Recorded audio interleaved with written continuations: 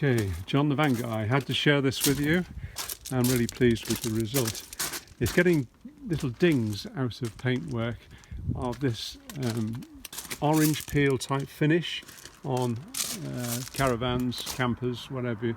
I've had this problem before, but never quite come to any solution. I've looked on the internet, loads of different ways of approaching this. Because you're working with aluminium, it's not like working with steel. So you've actually got to be careful. I've tried heating and cooling and those various techniques. I found now the best way, or even somebody suggested even piercing with a screw, pulling it out, the dents out. They're only small dents and all over the place. I should have taken, I never think of this, but I should have taken photos beforehand. But I had dents, believe me, all over here, probably from car doors, or I don't think it was vandal. I think it was just accidental. But they become obvious over time. So what I've done, used a bit of sandpaper and some sort of prodder, and actually gone into each sort of dent and sort of eased the dent with a little bit of sandpaper just to roughen the surface, and then gone in with, mixed up some dolphin glaze U-Pol. I use this as finishing now on a lot of the vans I'm working on, and it gives you a nice finishing filler.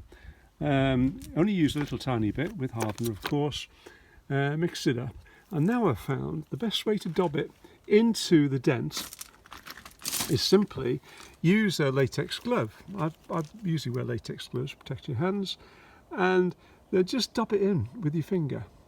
Now you can use the orange peel effect to your best advantage, because it doesn't have to be perfect. What I can do, this hardens very quickly. This is, you can see you can just about see it, the green filler there, hardens very quickly.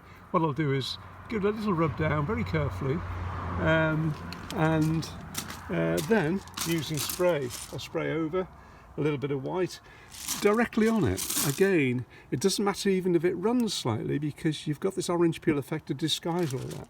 So you can use it to your advantage, amazingly enough, and this seems to be working. I'm really pleased.